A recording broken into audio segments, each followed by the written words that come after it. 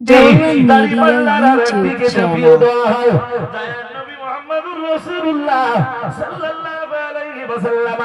আমার আল্লাহর নবী জানিয়ে দিয়েছে এক মুহূর্তের ভিতরে আমার আবু বকরের ঈমানের পাল্লাটা ভারী হয়ে যায়। সুবহানাল্লাহ, মন খুলে বলেন সুবহানাল্লাহ। হযরত আবু বকর ওই স্কুলের ছাত্র। কোন স্কুল? দারে আরকাম। সবাই বলছেন না কেন? কোন স্কুল? দারে আরকাম। আপনি কোন স্কুলের ছাত্র?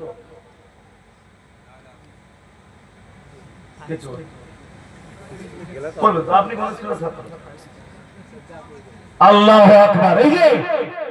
এই যে আল্লাহর রাসূলের সাহাবী হযরত খাব্বাব ইবনুল আরত দারে আরকামের ছাত্র, ওসমান গনি দারে আরকামের ছাত্র, আসাদুল্লাহিল গালিব আল্লাহর বিজয়ী সিংহ হযরত আলী দারে আরকামের ছাত্র, হযরত বেলাল মসজিদে নববীর মুয়াজ্জিন দারে আরকামের ছাত্র।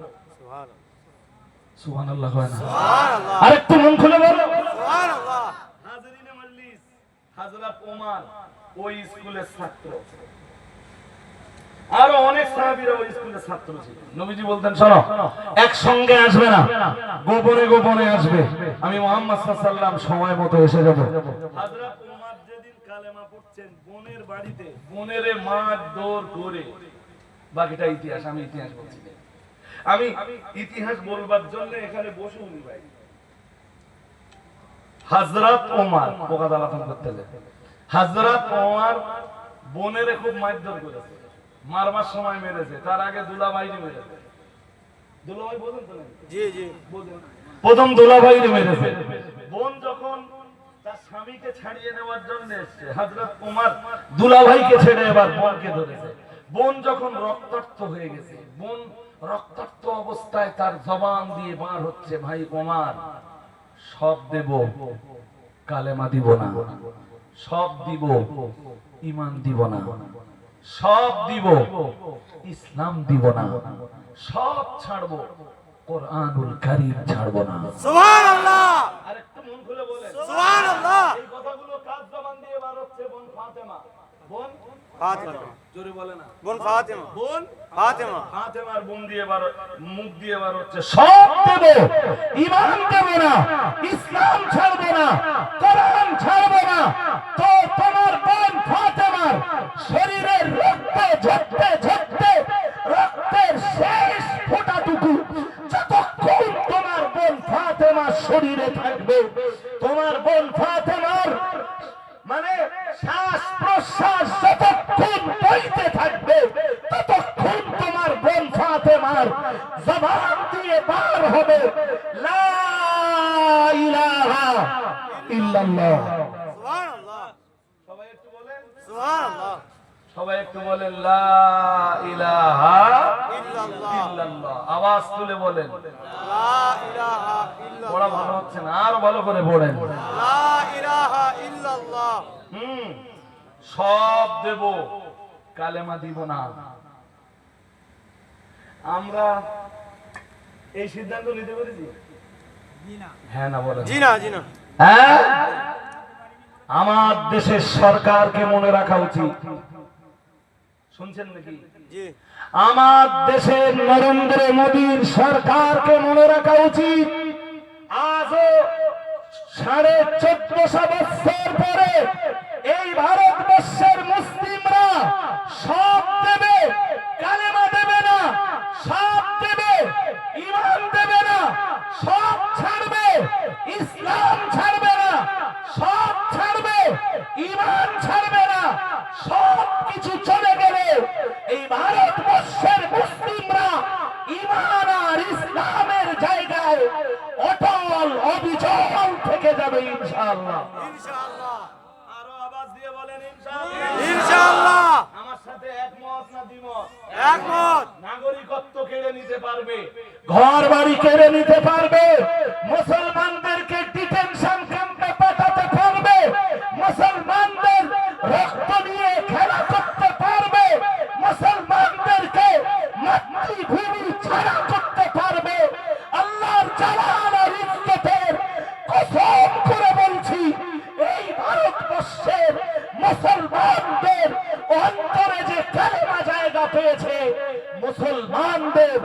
অন্তর থেকে হাজার চেষ্টা করলে ভারতবর্ষের সরকার কখনো মুসলমানদের অন্তর থেকে কালেমা ছিনিয়ে নিতে পারবে না ইনশাআল্লাহ। ইনশাআল্লাহ। আপনারা আমার সাথে একমত না দ্বিমত? একমত। জোরে বলেন একমত। ঈমানের জায়গা মজবুত করুন। আমার সময় থাকলে ভাই নতুন কোন গল্প না বলো, তোদের দেশ থেকে তাড়িয়ে দেব, তোদের জেলে বন্দি করে দেব, তোদের এদেশে বাস হবে না, এ কথা নতুন না বলো।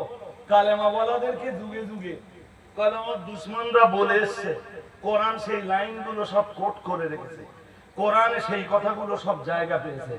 আমার সময় হলে জি আজকে পসিবল নয় আজকের যেই কথাটা বলতে বলতে আমি এত দূর পর্যন্ত এসেছি। আমার তো আরেকটু বারবার ইচ্ছা, ওই যে মুসলিমদের প্রথম স্কুল দারে আরকাম, ওই দারে আরকামই হযরত উমর কালেমা পড়বেন। কিন্তু বোন ফাতেমাকে মারার পরে রক্তাক্ত বোন ফাতেমা যখন বলল সব দেব ঈমান দেব না, ভাই বোন তো নাকি? জি হ্যাঁ না বলেন? জি জি। বড় ভাইয়ের গালে না বা ছোট ভাইয়ের গালে একটা চড় মারার পরে রাত্রিবেলা বালিশে যে মাথা দেবেন, একটু ভাববেন যে ও ভুল করেছে, এরপরেও চটটা মেরে আমি কতটা ঠিক করলো।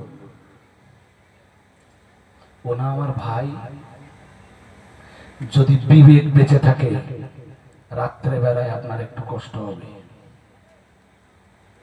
হ্যাঁ না কিছু বলেন? জি হ্যাঁ জি জোরে বলেন। জি।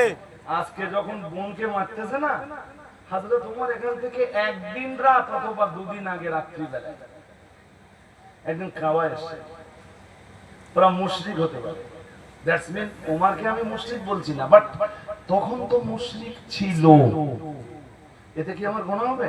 জি না। হ্যাঁ না কিছু বলেন? জি না জি। ওমর তো এখনো কালেমা পড়েননি, ওরা মুশরিক হলেও কাবারে সম্মান দিত, আল্লাহকে আল্লাহ বলে ডাকত। আরে ভাই বদরের যুদ্ধের দিন আবু জেহেল কি বলছে জানেন? রাত্রে আবু জেহেল দোয়া করতেছে, বলতেছে আল্লাহ দুই পক্ষের ভিতরে যে পক্ষ হক, দুই দলের ভিতরে যে দল হক দল, যে দল সত্য দল, তুমি জয় সেই দলের দাও। আমার কথা সবাই বুঝতে পারেন? কে দোয়া করতেছে? আবু জেহেল। আবু জেহেল কি দোয়া করতেছে? কালকে যুদ্ধ শুরু হবে সকালবেলা, আর রাত্রিবেলা দোয়া করতেছে আবু জেহেল, বলতেছে আল্লাহ এই দুই দলের ভিতরে যে দল সত্য দল, তুমি জয়ের টুপি সেই দলের মাথায় পরিয়ে দাও। কে দোয়া করতেছে? আবু জেহেল। আবু জেহেল। নবীও দোয়া করতেছেন, তবে নবীর দোয়ার ভাষা আলাদা। আর আবু জেহেল যে দোয়া করলে ওই দোয়াই তো বাস্তবায়ন হলো। জি। আমি এইটা যেন বলবেন না যে রজওয়ালি সাহেব বলে গেছে আল্লাহ আবু জেহেলের দোয়া কবুল করে নেবে, আমি তাই বলেছি কি? বলিনি জি। অধিক রাসূল দোয়া করছিলেন, আল্লাহর হাবিব দোয়া করছিলেন, আল্লাহ আপনার যদি ইচ্ছা হয় এই পৃথিবীতে আপনাকে ডাকবার মতো মানুষ না থাকুক, খুব মন দিয়ে শুনবেন, আল্লাহ এই পৃথিবীতে আপনার যদি ইচ্ছা হয় আপনাকে ডাকবার মতো মানুষ বেঁচে না থাকুক। প্রিয় নবী মুহাম্মদুর রাসূলুল্লাহ সাল্লাল্লাহু আলাইহি ওয়াসাল্লাম আল্লাহর শাহী দরবারে হাত দুটো তুলে বলছিলেন, ও রব্বুল আলামিন আল্লাহ আপনার যদি ইচ্ছা হয় এই পৃথিবীতে আপনাকে আল্লাহ আল্লাহ বলে ডাকবার মতো মানুষ বেঁচে না থাকুক, আল্লাহু আকবারের আওয়াজ উত্তোলন করার মতো মানুষ পৃথিবীতে বেঁচে না থাকুক, কালেমার পতাকা উত্তোলন করার মতো মানুষ পৃথিবীর জমিনে বেঁচে না থাকুক, ও রব্বুল আলামিন আল্লাহ আপনার জন্য সাজদা দেওয়ার মতো মানুষ পৃথিবীতে বেঁচে না থাকুক, ও রব্বুল আলামিন আল্লাহ তবে পরাজয়ের টুপিটা আপনি কালেমা ওয়ালাদের মাথায় পরিয়ে দিতে পারে, পরাজয়ের গ্লানি আমি আর আমার সাথীদের উপরে চাপিয়ে দিতে পারে। আল্লাহ আপনার যদি ইচ্ছা হয় এই পৃথিবীতে আপনার ডাকবার মতো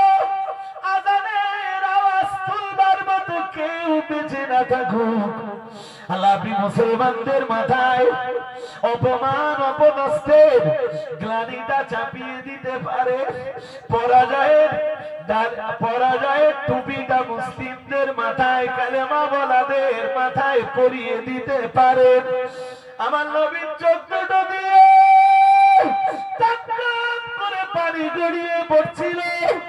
আমার নবী রাহমাতুল লিল আলামিন আল্লাহ শাহী দরবারে হাত দুটো তুলে বলছিলেন, ও রব্বুল আলামিন, আর আপনার যদি ইচ্ছা হয় পৃথিবীতে আযানের আওয়াজ তুলবার মতো মানুষ বেঁচে থাকুক, কালেমার আওয়াজ তুলবার মতো মানুষ বেঁচে থাকুক, ইসলামের পতাকা উড়ানোর মতো মানুষ পৃথিবীতে বেঁচে থাকুক, আপনাকে এই পৃথিবীতে আল্লাহ আল্লাহ আল্লাহ আল্লাহ আল্লাহ আল্লাহ বলে ডাকবার মতো মানুষ পৃথিবীতে বেঁচে থাকুক। আল্লাহ তাআলা পরাজয়ের গ্লানিটা মুসলমানদের উপরে, কালেমা ওয়ালাদের উপরে না চাপিয়ে দিয়ে আল্লাহ তাআলা পরাজয়ের গ্লানিটা আবু জাহল আর আবু জাহলের সেনাবাহিনীর উপরে চাপিয়ে দিয়ে, ও রব্বুল আলামিন আল্লাহ, জয়ের টুপিটা আপনি মুসলিমদের মাথায়, জয়ের টুপিটা আপনার নবীর মাথায়, জয়ের টুপিটা আপনার নবীর সৈনিকদের মাথায় পরিয়ে দেন। নবীর চোখটা দিয়ে টপ টপ টপ টপ করে পানি গড়িয়ে পড়ছিল। আল্লাহ তাআলা আল্লাহ পাক রব্বুল আলামিনের দরবারে আমার নবী কাঁদছিলেন। আমার নবীর চোখে চোখ দুটো তখনও অশ্রু বিসর্জন দেয়। আল্লাহ শাহী দরবারে আমার নবীর আবেদন, আমার নবীর নিবেদন, আমার নবীর দোয়া আল্লাহর দরবারে কবুল হয়ে গেল। আমার আল্লাহ তাআলা সূরা আনফালের ভিতরে জানিয়েছেন, ঈদ তাস্তাগিসুনা রাব্বাকুম ফাস্তাজাবা লাকুম আন্নী মুমিদ্দুকুম বিআলফিন মিনাল মালাইকাতি মুরদিফিন। রব্বুল আলামিন আল্লাহ তাআলা জানিয়েছেন, ইস্তাস্তাগিসুনা রাব্বাকুম, যখন তোমরা বদরের ময়দানে আল্লাহর কাছে সাহায্য চাইছিলে, বদরের ময়দানে শুধু আমার নবী একা নন, আমার নবী সাহাবীরাও আল্লাহর কাছে সাহায্য চাইছিলেন। আল্লাহ, আমরা দুর্বল, অস্ত্রে শস্ত্রে আমরা পিছিয়ে, যুদ্ধের সাজ সরঞ্জামে আমরা পিছিয়ে, ও রব্বুল আলামিন আপনার সাহায্য ছাড়া এই বদরের ময়দানে পারি না, আমরা সাকসেস হতে পারি না, জয়লাভ করতে পারি না। আল্লাহ আপনার মদদ আপনি নসিব করে দেন। ও বাবাজিরা বারা, তাই আমার আল্লাহ তাআলা বলেন, ইস্তাস্তাগিসুনা রাব্বাকুম, বদরের ময়দানে নেমে যখন তোমরা তোমাদের রবের কাছে সাহায্য চাইছিলে, তোমাদের রবের কাছে যখন তোমরা সাহায্যের কামনা করছিলে, আমার আল্লাহ তাআলা জানিয়েছেন, ফাস্তাজাবা লাকুম, আমার নবী দোয়া সেদিন আমার দরবারে মঞ্জুর হলো, তোমাদের হাতগুলিও সেদিন আমি আল্লাহ তাআলা আমার শাহী দরবারে মঞ্জুর হয়ে গেল। শুধু মঞ্জুর হয়ে গেল তাই নয়, আমি আল্লাহ তাআলা ফাস্তাজাবা লাকুম, তোমাদের কান্না আমি ফিরিয়ে দিতে পারলাম না, তোমাদের ডাকে আমি সাড়া দিলাম, তোমাদের চোখের পানির মূল্যায়ন করলাম। এরপরে জানো আমি কি করলাম? আন্নী মুমিদ্দুকুম বিআলফিন মিনাল মালাইকাতি মুরদিফিন, আমি আল্লাহ তাআলা আল্লাহ পাক আসমান থেকে 1000 ফেরেশতা নাযিল করে সেদিন আমি আল্লাহ তোমাদের কি সাহায্য করেছিলাম। আরেকটু মন খুলে বলে সুবহানাল্লাহ।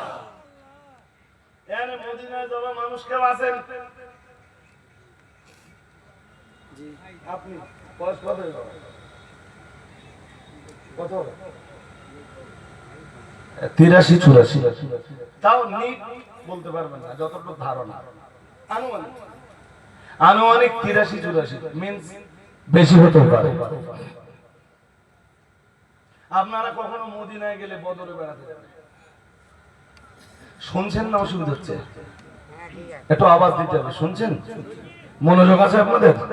হ্যাঁ, দেখুন হাতে সময় ভাই খুব কম। যদি বলেন কম কেন হুজুর, এদের সময় সাজানোর একটু গোলমাল হয়েছে।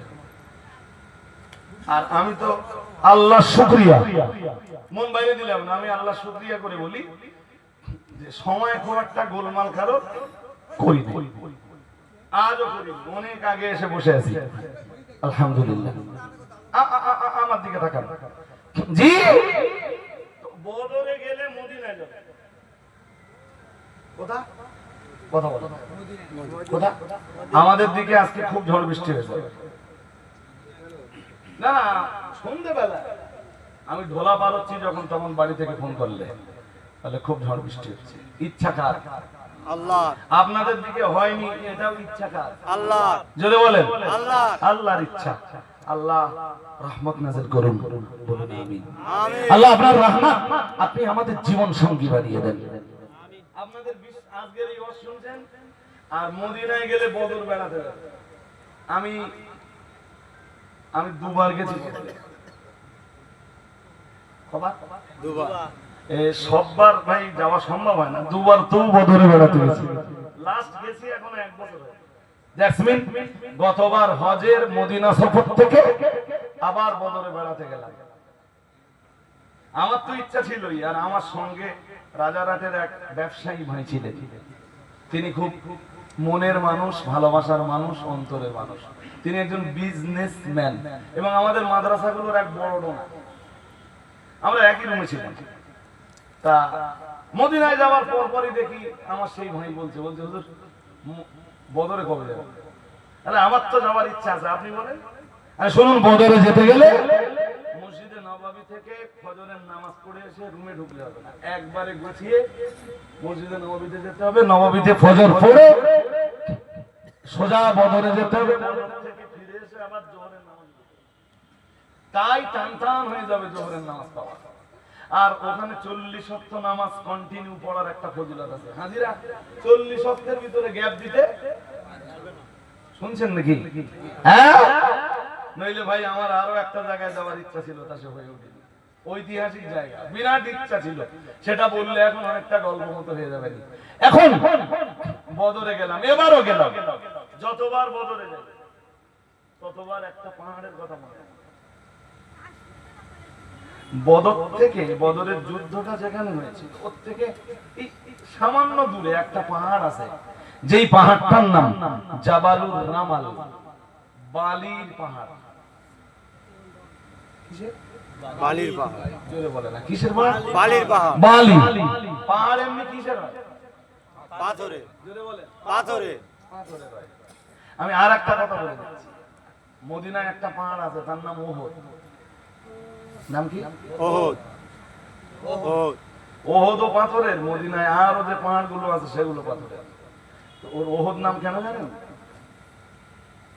ও এমন একটা পাহাড় যার সাথে কেউ মেলে না, কেউ মেলে না। ওহদ মানে একক, ওহদ মানে একক। একক।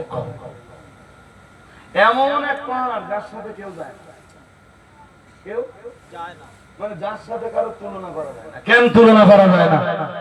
আপনি মদিনার যে কোনো পাহাড়গুলোর দিকে তাকাবেন, কালার সব এক, শুধু ওহদের কালার একটু আলাদা। সুবহানাল্লাহ, সুবহানাল্লাহ, আরেকটু সুবহানাল্লাহ। ওহদের কালার আলাদা। এই জন্য আপনি মদিনায় যে কেউ আপনার চিনিয়ে না দিলে ওহদের কালার দেখলে আপনি চিনে ফেলবেন ইনশাআল্লাহ। বলেন হ্যাঁ, চতুর্দিকে দেখবেন সব একই রকম লাগতেছে, কিন্তু ওহদ একটু কথা বলেন। ওই একটাই পাহাড় একটু আলাদা রঙের। সুবহানাল্লাহ। আরো আওয়াজ দিয়ে বলবা তো, নারায়ে তাকবীর। আর বদরে যেই পাহাড় আছে পাহাড়টা কি নাম বলেছি? বালির পাহাড়। কিসের? এমনি পাহাড় হয় কিসের? আর ওইটা কিসের? বিশাল বালির পাহাড়। ওই আমাদের দেশে ঘর প্লাস্টার করা লাল বালি দেখেছেন? হ্যাঁ না বলে না? কত কত হাজি সাহেব যে দেখি মদিনা শরীফ থেকে ওখানে যে পাহাড়ের উপরে অনেকটা উঠে উঠে আমরা শুধু নেমেছি পাহাড়টায় উঠে। তাহলে রিস্ক নেওয়ার দরকার নেই, উঠবার দরকার নেই, কোনো প্রয়োজন নেই। এখান তার বলা নেই যে এই পাহাড়টার উপরে উঠলে অনেক সব হবে। আমি উঠতে যাবো কেন, সুস্থ শরীর কেন ব্যস্ত করবো? তাহলে এই পর্যন্তই, এখান থেকে দেখে নেন। আচ্ছা, এই বালির পাহাড়টার গল্প কেন শোনাচ্ছি জানেন? ওই যে আয়াতটা পড়লাম মনে আছে? আল্লাহ বলতেছেন আমার নবীও দোয়া করতেছিলেন, তোমরাও দোয়া করতেছিলে, এরপরে তোমাদের সকলের দোয়া মিন্স আমার নবীর দোয়া, তোমাদের দোয়া আমার শাহী দরবারে কবুল হয়ে গেল। আর আমি আল্লাহ 1000 ফেরেশতা পরস্পর তোমাদের সাহায্যের জন্য নাজিল করলাম। সুবহানাল্লাহ। এটা সূরা আনফালের ভিতরে আছে। ফেরেশতা কি আজও আছে? জি। হ্যাঁ না বলেন? জি। আল্লাহর ফেরেশতা কি আজও আছে? জি।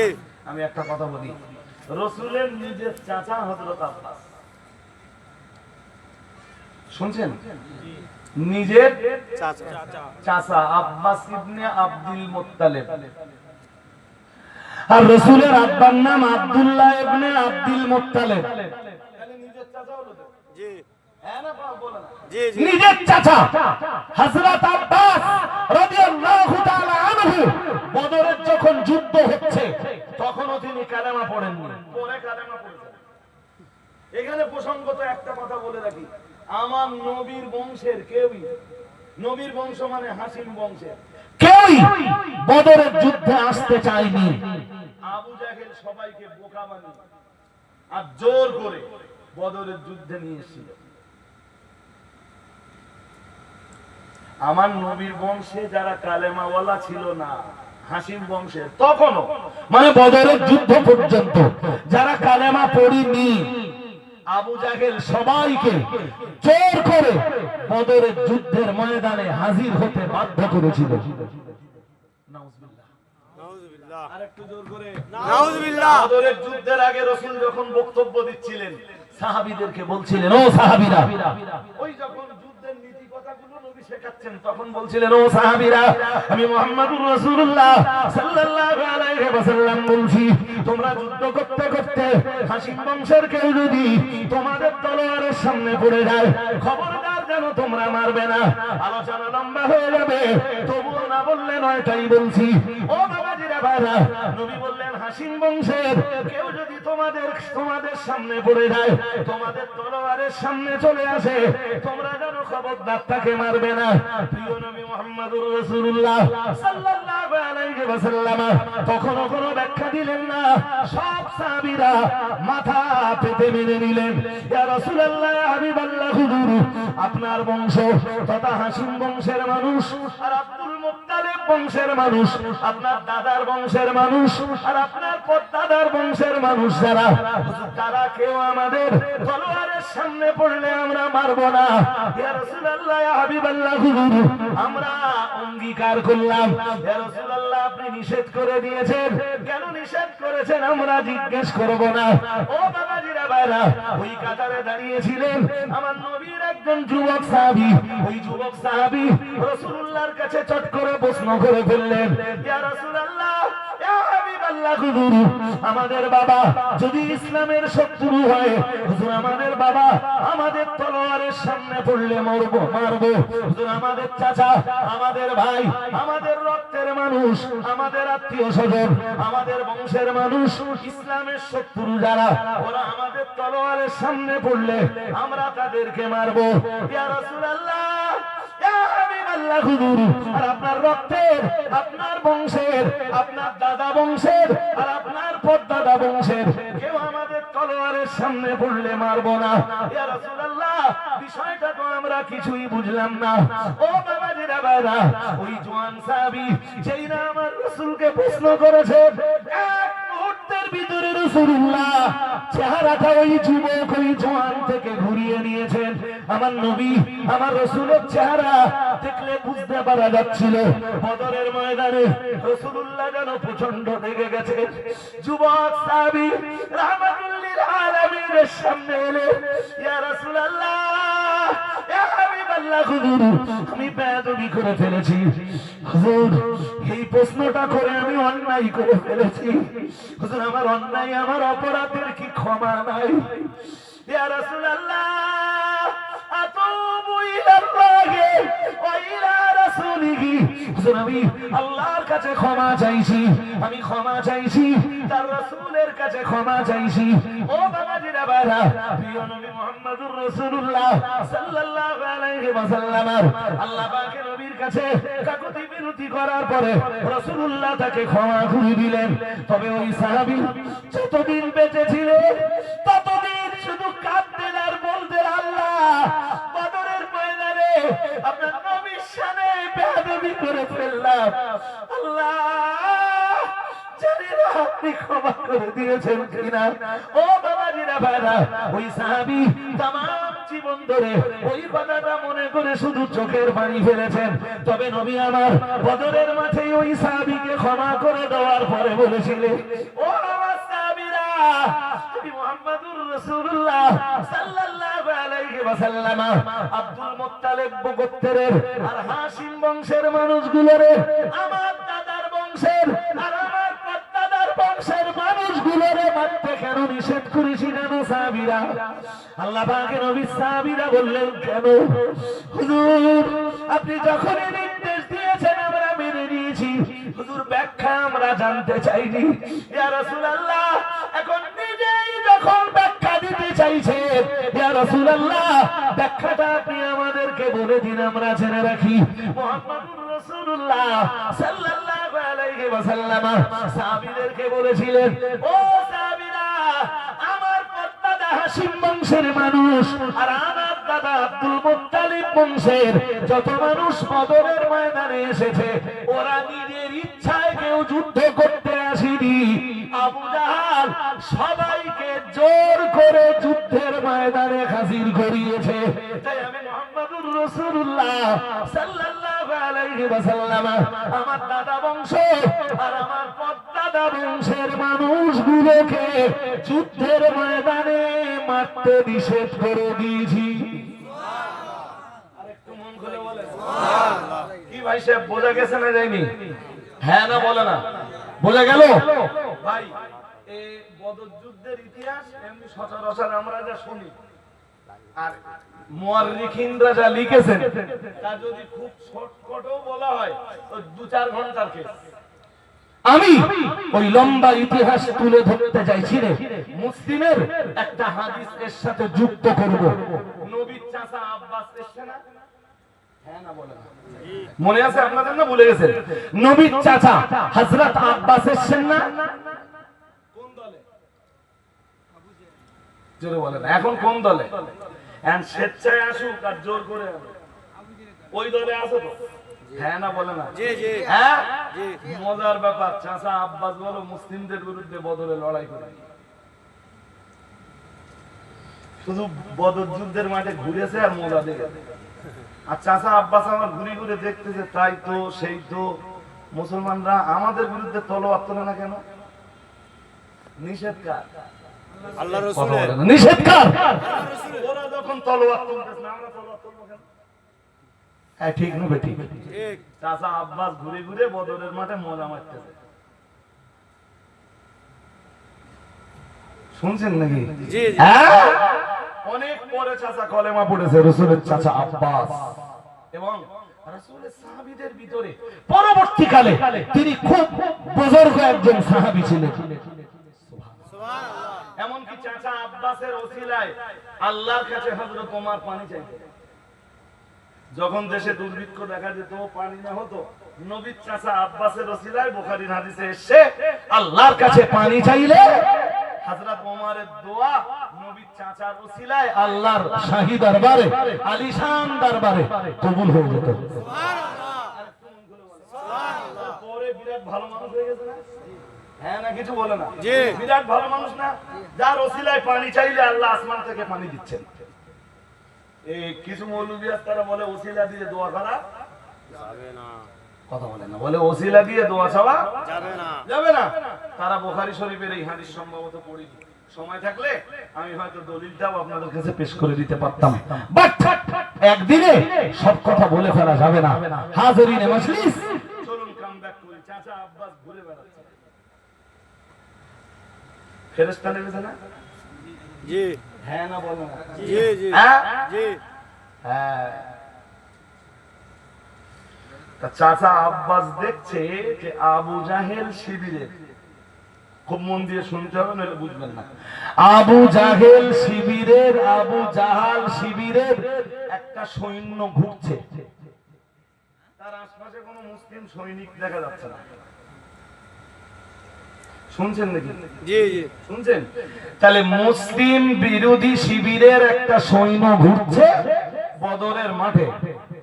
চাচা আব্বাস আর বাকি কাউকে দেখতে পাচ্ছেন না, কিন্তু একটা আওয়াজ শুনতে পাচ্ছেন। কে যেন বলছে, উকদুম ইয়া হাইজুম, হাইজুম এগিয়ে চলো। ঠিক মুসলিম শরীফে এই শব্দটাই এসেছে, হাইজুম এগিয়ে চলো। আমাদের তাকান, চাচা আব্বাস এইভাবে দেখছেন, না কেউ নেই তো, তাহলে আওয়াজটা কার? ওই একজন চলছে, ও তো অনেক দূরে, আর অত দূরের আওয়াজ এত ভালো তো আমার কানে আসবে না, তাহলে এই আওয়াজটা কার? হাইজুম এগিয়ে চলো। কিচ্ছু বলেন, শুনছেন নাকি? হ্যাঁ, ওই যে লোকটা চলছিল আবু জেহেল শিবিরের সৈন্য, জি। চাচা আব্বাস দেখছে এখানে কোনো মুসলিম সৈনিক নেই, অথচ ওর ধর কল্লা আলাদা হয়ে যাচ্ছে। সুবহান। এবার ভাই সাহেব মন ওদিকে দিলে হবে না, আমার দিকে রাখতে হবে, প্লিজ প্লিজ। চাচা আব্বাস দেখছেন ও ধর কল্লা আলাদা হয়ে যাচ্ছে।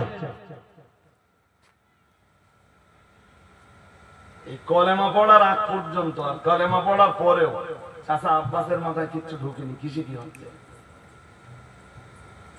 কালেমা পড়ার পরে আমার নবী সাহাবী হযরত আব্বাস রাদিয়াল্লাহু তাআলা আনহু একদিন আমার নবীর দরবারে এলেন, এসে বললেন, ইয়া রাসূলুল্লাহ, সব বুঝতে পারলাম কিন্তু একটা জিনিস বুঝতে পারলাম না, মুহাম্মাদুর রাসূলুল্লাহ সাল্লাল্লাহু আলাইহি ওয়াসাল্লাম, আল্লাহ পাকের নবী বললেন, ও আমার চাচা যান, সব বুঝলেন, একটা জিনিস বুঝলেন না, বিষয়টা একটু বুঝিয়ে বলুন। আমায় বুঝিয়ে বললে আমি চেষ্টা করব বিষয়টা আপনাকে বুঝিয়ে দেওয়ার। কোন জিনিসটা আপনি বুঝতে পারেন না? চাচা আব্বাস বললেন, ইয়া রাসূলুল্লাহ, ইয়া হাবিবাল্লাহ, হুজুর, বদরের ময়দানে আমি তো আবু জেহেল শিবিরের সৈন্যদের সঙ্গে নেমেছিলাম, ইয়া রাসূলুল্লাহ, ইয়া হাবিবাল্লাহ, হুজুর, কিন্তু আমি যুদ্ধের ময়দানে একটা আওয়াজ শুনতে পাচ্ছিলাম, হুজুর, আশপাশে কোনো কাউকেই দেখতে পাচ্ছিলাম না, কিন্তু শুধু আওয়াজটা শুনতে পাচ্ছিলাম। কে যেন একটা আওয়াজ দিয়ে বলছিল, উকদুম ইয়া হাইজুম, হে হাইজুম তুমি এগিয়ে চলো। ও বাবাজিরা বায়রা, চাচা আব্বাস বললেন, ইয়া রাসূলুল্লাহ, ইয়া হাবিবাল্লাহ, হুজুর, সামনে পিছনে ডাইনে বামে তাকিয়ে দেখলাম কেউ নেই, অথচ ওই আওয়াজটা বারংবার শুনতে পাচ্ছিলাম। ইয়া রাসূলুল্লাহ, ইয়া হাবিবাল্লাহ, হুজুর, আজ উদ্ধার করতে পারলাম না ওই আওয়াজটা কার ছিল। ইয়া রাসূলুল্লাহ, এরপরে দেখতেছিলাম আবু জাহেল সৈন্যের, আবু জাহাল শিবিরের একজন সৈন্য চলছিল, হুজুর কেউ নেই মুসলমানদের ভিতরে, অথচ তার দর কল্লা এমনি এমনি আলাদা হয়ে যাচ্ছিল। ইয়া রাসূলুল্লাহ, ইয়া হাবিবাল্লাহ, বদরের ময়দানে সেদিন আমি আপনার চাচা আব্বাস আমার প্রচন্ড ভয় হচ্ছিল। ইয়া রাসূলুল্লাহ, সেদিন ভাবছিলাম না জানি আমারও এমনটা হয়। ইয়া রাসূলুল্লাহ, ইয়া হাবিবাল্লাহ, হুজুর, আজও বুঝতে পারিনি কোনো মুসলিম শিবিরের সৈন্য নেই, কিন্তু আবু জাহেল শিবিরের ওই সৈন্যের ধর কল্লা আলাদা করলো কে? প্রিয় নবী মুহাম্মদুর রাসূলুল্লাহ সাল্লাল্লাহু আলাইহি ওয়াসাল্লাম। আল্লাহ পাকের নবী বললেন, ও চাচা যান শুনুন, আমি মুহাম্মদুর রাসূলুল্লাহ সাল্লাল্লাহু আলাইহি ওয়াসাল্লাম বলছি, বদরের ময়দানে আমার আল্লাহ মুসলমানদের সাহায্যের জন্য 1000 ফেরেশতার নজুল ঘটিয়েছিলেন। একটু মন খুলে বলেন তো, কয় হাজার? 500 ফেরেশতার নেতৃত্ব দিয়েছিলেন হযরত ফেরেশতা জিবরিল, আর 500 ফেরেশতার নেতৃত্ব দিয়েছিলেন হযরত মিকাইল। সুবহানাল্লাহ আরেকটু মন খুলে বলে সুবহানাল্লাহ 500 ফেরেশতার লিডার জিবরিল আর 500 ফেরেশতার লিডার মিকাইল ও ভাই সাহেব ওই যে বালির পাহাড়ের কথা বলতেছিলাম মনে আছে জি ফেরেশতারা নেমেছিল ওই বালির পাহাড়ে যেই কারণে বদরের ওই পাহাড়টাকে বলা হয় শুধু জাবালে রমাল নয় জাবালুল মালাইকা সুবহানাল্লাহ সুবহানাল্লাহ কি নাম বলা হয় জাবালুল মালাইকা কি নাম বলা হয় জাবালুল জাবালুল মালাইকা মালাইকা মালাইকা মানে ফেরেশতা কি পাহাড় ফেরেশতার জোরে বলে না কি পাহাড় ফেরেশতার হ্যাঁ ফেরেশতার তো 500 ফেরেশতার নেতৃত্ব দিতে নেমেছিলেন কে জিবরিল রাসূল বললেন চাচা জিবরিলের ঘোড়ার নাম হাইজুন মুসলিমের হাদিস বলছি আমি জিবরিল আলাইহিস সালামের ঘোড়ার নাম হয়ে গেছে এক মিনিট জিবরিলের ঘোড়ার নাম হাইজুন তো জিবরিল ওই ঘোড়ায় সওয়ার হয়ে যুদ্ধ করছিলেন তাই আপনি যে আওয়াজ শুনছিলেন ও আওয়াজটা দুনিয়ার কোনো মানুষের আওয়াজ নয় ও আওয়াজ ছিল আল্লাহর ফেরেশতা জিবরিলের আওয়াজ সুবহানাল্লাহ আর ওই যে আমাদের তাকান ওই যে দেখছিলেন যে মুসলিমদের কেউ নেই অথচ আবু জেহেল শিবিরের সৈন্যের ধরকল্লা আলাদা হয়ে যাচ্ছিল ওদের ধরকল্লা আলাদা করছিল জিবরিলের তলোয়ার সুবহানাল্লাহ সুবহানাল্লাহ আরেকটু সুবহানাল্লাহ আজও কি ফেরেশতারা আছে জি জোরে বলেন জি আজও কি আল্লাহর সাহায্য আছে জি ওয়াকানা হাক্কান আলাইনা নাসরুল মুমিনিন নাসরুল মুসলমানদেরকে আপন আদর্শের জায়গায় ফিরে আসতে হবে আর আমার বক্তব্যের ভিতরে বলে এসেছি না পড়ার জায়গাতে কামব্যাক করুন যদি বাঁচতে চান পড়া পড়া পড়া হযরত খাব্বাব দারে আরকামে কালেমা পড়েছেন হযরত ওমর দারে আরকামে কালেমা পড়েছেন মুসাইব ইবনে উমাইর দারে আরকামে কালেমা পড়েছেন ওটাই মুসলমানদের কালেমাওয়ালাদের প্রথম স্কুল আমার নবীর সাহাবী যারা তাদের প্রথম স্কুল দারে আরকাম সুবহানাল্লাহ বলুন সুবহানাল্লাহ এখানে শুনছি মাদ্রাসার অনেক জায়গা হ্যাঁ না কিছু বলেন জি ঠিক শুনছি জি জি জায়গাটা কাজে লাগান এরকম জায়গা আমরা পাইনি বলো আমি যখন খাদিজা শুরু করেছিলাম 26 শতক জায়গা এখন তো খাদিজার জায়গা অনেক আলহামদুলিল্লাহ পড়েন আলহামদুলিল্লাহ বলুন আলহামদুলিল্লাহ আর এখনো জমি এমনি লোকে দিচ্ছে কেউ মাঠে দিচ্ছে তো কেউ খাদিজার পাশে দিচ্ছে ওদের এতটা হয়ে যায় খানিকটা নেই